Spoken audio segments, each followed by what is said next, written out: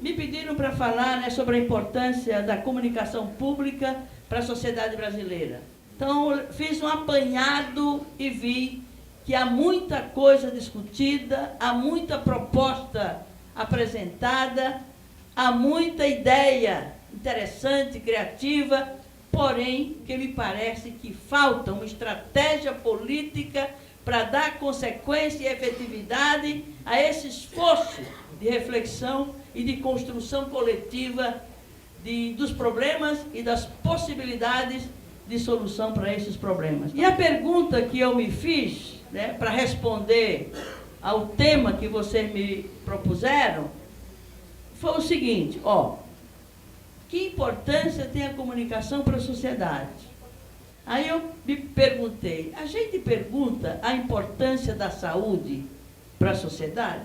Eu não acho que tenha se perguntado ao povo, com muita frequência, qual a importância da comunicação para a sociedade brasileira. Por quê? Porque a comunicação não está colocada, pelo menos para os segmentos populares, menos organizados e menos politizados, sobre esse direito humano fundamental. O direito à comunicação, o direito à liberdade de expressão, o direito à informação, é um direito previsto na Declaração dos Direitos Humanos da ONU. Declaração dos Direitos Humanos da ONU, artigo 19, está lá. O direito à comunicação, à liberdade de expressão, como um direito humano fundamental, assim como a saúde, assim como a educação, assim como o trabalho, assim como etc, etc, etc. Portanto, está faltando na pauta da sociedade brasileira e na pauta do conjunto dos trabalhadores brasileiros, das centrais sindicais, dos sindicatos, essa questão, essa pergunta. A sociedade está consciente desse direito? Ela está cobrando do Estado o dever que cabe a ele, Estado, atender a um direito humano fundamental, um direito que está na Constituição Federal de 88, lá com todas as letras. O marco institucional do país, a partir da Constituição Federal, consta esse direito à comunicação, à liberdade de expressão, como um direito humano fundamental. Os outros direitos humanos, os outros direitos sociais, os outros direitos de cidadania, pouco ou muito, bem ou mal, já está na pauta da luta da sociedade civil brasileira. Então, é preciso colocar na agenda dos trabalhadores e da sociedade de um modo geral esse tema, para que a sociedade possa tomar consciência desse direito e possa entender o caráter estratégico desse direito. Por que eu estou me referindo à minha origem? E por que eu preciso dessa referência para justificar? Porque hoje esse tema é um dos focos principais, se não o primeiro foco do meu mandato, desde 99, quando eu iniciei o primeiro mandato de deputada federal. Eu caí por acaso, né, na Comissão de Ciência, Tecnologia, Comunicação e Informática, porque naquele momento eu era líder da minha bancada e eu fiquei por último na ocupação dos espaços que a bancada tinha nas comissões de mérito daquela casa. E como eu era líder, eu fui a última a escolher, e o que me restou para escolher, que não era escolha, que era a única possibilidade, era uma vaga de titular na Comissão de Ciência, Tecnologia e Comunicação Informática. E agora? Nunca estudei isso, sou uma ignorante dessa temática, e uma temática complicada, complexa, com céleres mudanças, e aí eu não tive outro jeito senão estudar. Bom, eu tenho que dar conta disso aqui.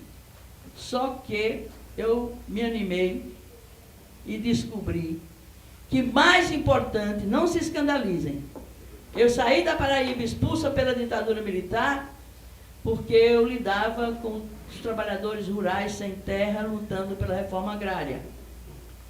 Como assistente social, eu, chegando em São Paulo, fui trabalhar com as favelas, com os cortiços. De novo, era a questão da terra que estava colocada, a terra urbana, o direito à moradia, o direito à terra para trabalhar no campo, portanto, a reforma agrária e a reforma urbana. E eu me dei conta, quando eu cheguei naquela Comissão de Ciência, Tecnologia, Comunicação e Informática, que mais importante do que a reforma agrária, não se escandalizem, mais importante do que a reforma urbana é a democratização dos meios de comunicação.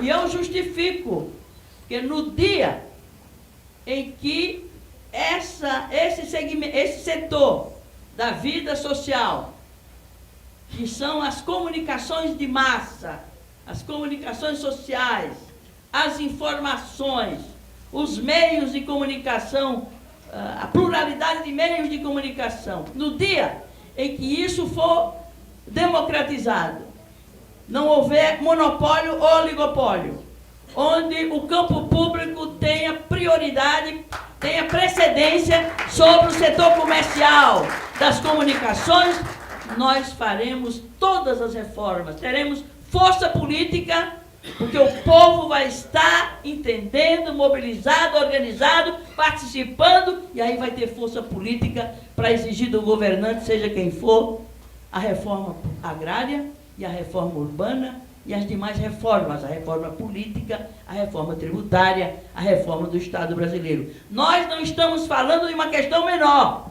Nós estamos falando da questão mais importante em qualquer sociedade democrática do mundo, em qualquer Estado democrático de direito do mundo, que é a questão da liberdade de expressão, o direito à comunicação, como pressuposto para o exercício pleno da cidadania em qualquer sociedade democrática do mundo. Portanto, não é pouca coisa o que vocês fazem. A persistência, a teimosia, né? A garra, né, que vocês, os enfrentamentos que vocês fazem, as perseguições da Polícia Federal via Anatel e companhia, os companheiros das rádios comunitárias. É o preço que vocês pagam, porque se fosse uma coisa menor, vocês não teriam menor importância para essas forças de poder no país. Por que perseguem as rádios comunitárias? Se elas fossem tão pequenas, tem até um ditado que diz, não se chuta cachorro morto. Então, se chuta tanto, né, os comunicadores do segmento comunitário de rádio, é porque é uma força potencial. E é tão potencial essa força, esse poder, que eles querem conter esse potencial na raiz, para que ele não se efetive como poder real. Dou um exemplo muito recente. Antes de ontem, a Câmara aprovou uma medida provisória, né, que tratava das PPPs, que não tem nada a ver uma coisa com a outra, né? A parceria público-privada, que nós da esquerda olhamos com meio enviesado, com o PPP, que é uma máscara para privatização, mas tudo bem, né? Tudo bem não, tudo mal. Mas é uma medida provisória que estava lá, tratando de como se dará, ou como deverá se dar as licitações e os contratos com o programa de parceria público-privada, e embutiram lá, deve ter sido um esperto, muito esperto, muito bom, que embutiu uma emenda descriminalizando as rádios comunitárias. Só será criminalizada aquelas rádios comunitárias que não estiverem legalizadas, não tiver autorização do órgão concedente, né? Só será punido com prisão de 6 meses a 2 anos, né? Acima de 7 watts, 100 watts. 100 watts. Portanto, se estiver abaixo de 100 watts, não será criminalizado por não estar operando devidamente legalizado, autorizado. Isso é uma enorme conquista. Só que não está assegurada. Porque logo, para você ver o poder que tem as rádios comunitárias, o poder que uma medidinhazinha dessa embutida, por acaso, numa medida provisória, não tem nada a ver com ela, né, desperta da Aberte uma fúria que vem numa nota de jornal. Se vocês acessarem aí seus celulares, vão encontrar, eu só dou o título da matéria, né, que foi a reação indignada da Aberte, o leão das comunicações, né, os todos poderosos da comunicação comercial, que são bem-vindos pelo governo, entram com muita facilidade nos gabinetes presidenciais, ministeriais, muito mais do que vocês, das rádios comunitárias, dos campos públicos das comunicações, e que reage indignado dessa forma que eu vou mostrar aqui para vocês. Aqui, descriminalização de radiodifusão ilegal aprovada pela Câmara é contestada pela Aberte. Vocês leram essa matéria? Não? Rapidinho. A Associação Brasileira de Emissoras de Rádio e Televisão, Aberte, repudiou veementemente a proposta de descriminalização da atividade ilegal de radiodifusão, aprovada nesta terça-feira 20, pelo plenário da Câmara dos Deputados, inserida na medida provisória 575 de 2012. E aí por aí vai. É uma longa matéria em que eles dizem que é um absurdo, a proposta é extremamente grave, porque estimula a atividade clandestina de rádio e televisão e, com isso, comprometerá irremediavelmente a organização e administração do espectro radioelétrico no Brasil. Dispara a entidade em nota à imprensa. Para a Aberte, a medida enfraquece a atuação da Anatel na fiscalização e interrupção das transmissões clandestinas e inviabiliza a participação da Polícia Federal nas operações. Portanto, é polícia em cima das rádios comunitárias. É Polícia Federal, é prisão, é fechamento. É o que eles querem, numa brechinha mínima, que é descriminalizar aquelas emissoras que operam, né, numa faixa abaixo de 100 watts. E, olha, não está garantido, porque foi aprovado na Câmara, vai para o Senado, e com essa reação da Aberte, o cuidado, senão o próprio governo manda retirar. Porque eu nunca vi tanto medo que esse governo tem, e todos os governos têm, das Abertes da vida, das Globos da vida, dos poderosos do setor privado, das comunicações em nosso país. Setor público vai ficando por aí, vai sobrevivendo, vai ver o que dá para fazer, né? Agora, o setor comercial tem uma atenção, né?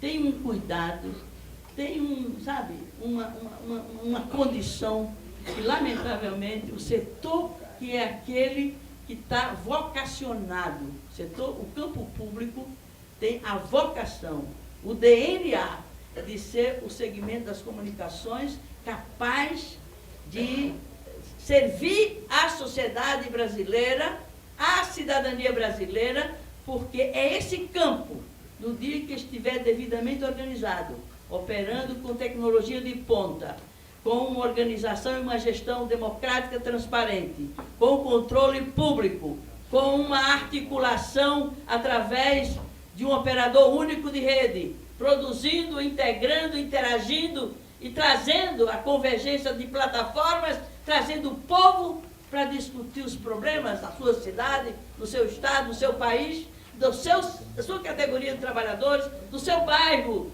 da sua comunidade, do seu ambiente de trabalho. Isso revoluciona qualquer sociedade. Portanto, vendo o que nós já acumulamos nesse debate sobre o campo público, me pareceu, pode não estar sendo justa ou não devidamente correta nessa minha indagação, nessa minha observação, mas eu acho que o debate fica até agora, na minha visão, pode não ser verdadeira, ficou muito na discussão da tecnologia, ficou muito na discussão da sustentabilidade, ficou muito na discussão dos métodos de gestão, ficou muito na discussão do marco regulatório.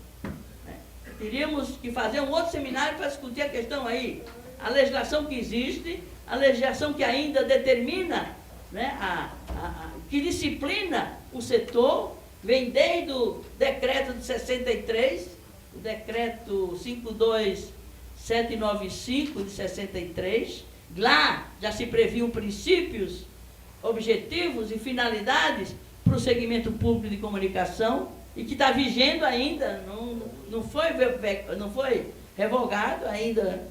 E, lamentavelmente, não se discutiu muito até agora, ou pelo menos suficientemente, a questão política. Não se resolvem questões com tecnologia, não se resolvem questões com dinheiro, não se resolvem questões com regras legais, não se resolve, só se resolvem questões envolvendo tudo isso. Não estou desmerecendo, não estou dizendo que é menos importante, mas tem que se discutir a política de comunicação no país. E a política que vocês adotam, que vocês implementam, que vocês perseguem nesse campo de vocês, que é a política que muda, não é outra razão. A política como sujeitos, com ação de sujeitos coletivos, não ação individual, é a ação de sujeitos coletivos, conscientes, livres e determinados a perseguir um rumo, a atingir um objetivo. Isso é a política que tem que estar no cerne, no foco, permeando todas as outras decisões que vocês façam sobre o segmento de vocês. É a política. Qual é a política? Do ponto de vista de vocês, não esperando que o governo defina essa política. Vocês têm que impor ao governo essa política. Mas vocês só terão força para isso se vocês conseguirem contribuir para que a população usuária do serviço que vocês prestam tomem consciência de que eles são detentores de direito de comunicação e que esse direito é um direito humano fundamental e cobrar do governo, do Estado, do Estado brasileiro, do Estado democrático de direito, a parte dele, a responsabilidade dele de dar os meios para que esse direito seja plenamente atingido, respeitado e, portanto, como condição de cidadania, tanto quanto saúde, educação, transporte, segurança, etc, etc, etc. Portanto, vocês têm um papel pedagógico, um papel de politização, um papel de formação de consciência crítica, um papel de tornar os usuários de serviços de vocês como protagonistas das mudanças nesse campo.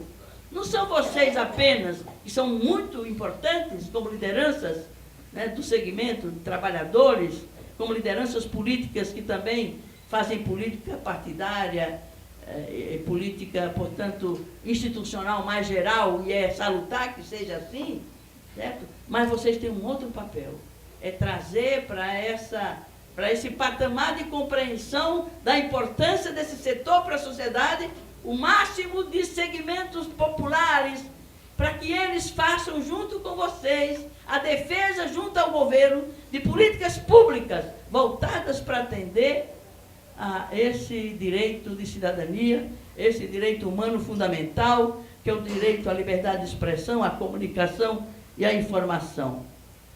Vejam bem, o campo público é aquele que cobre, né, o perfil das rádios, dos rádios, das TVs públicas. Olha, tem as TVs educativas, portanto, cobre os aspectos de educação na sociedade, para além da educação formal. As TVs de cultura também têm um foco num segmento que permeia a vida das pessoas na sociedade. As TVs e rádios legislativas, é o poder legislativo que ocupa um espaço nesse espectro do campo público das comunicações.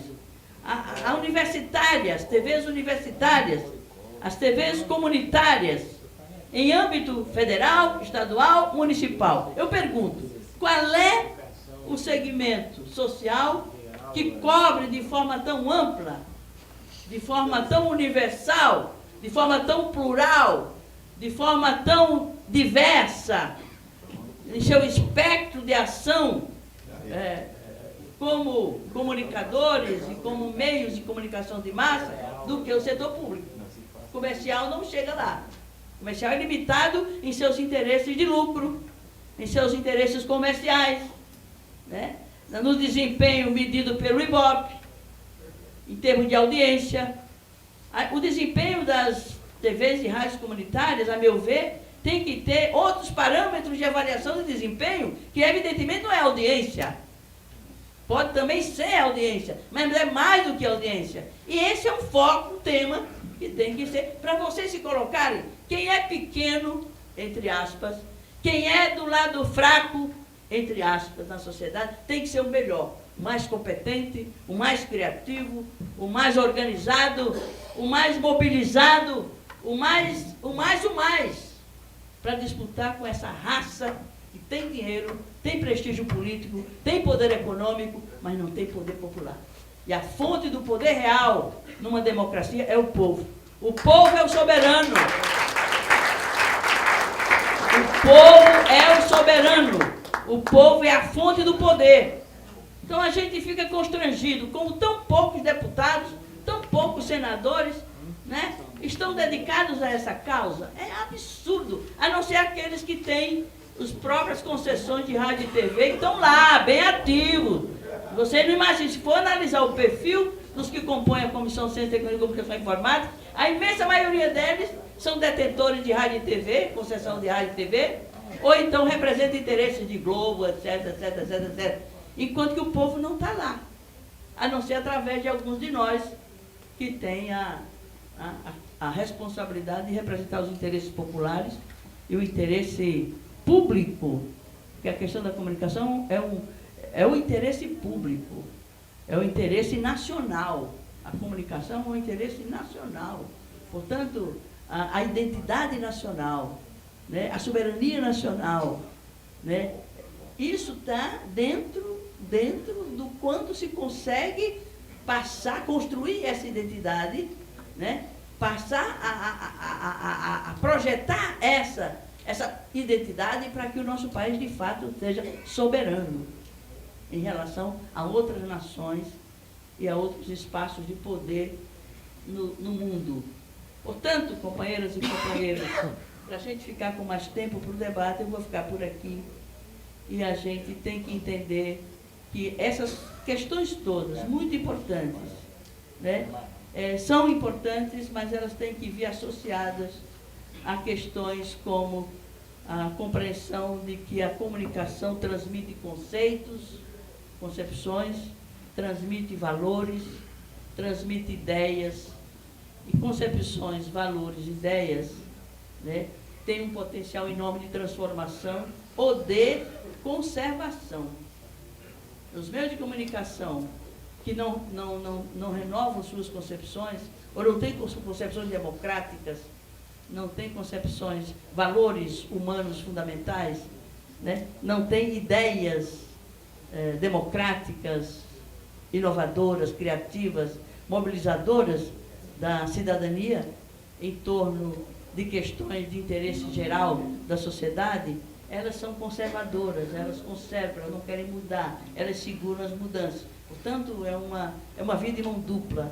Os meios de comunicação de massa progressistas, populares, democráticos, eles promovem, eles emulam, eles geram mudança, facilitam as transformações da sociedade.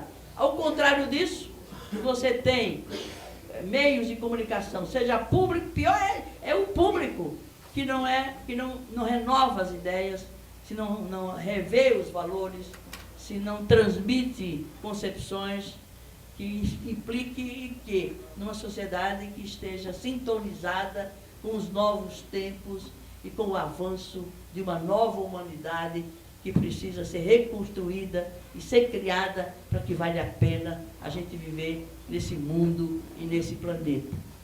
Não é outro tamanho que não esse a tarefa que nos está reservada, companheiros e companheiros.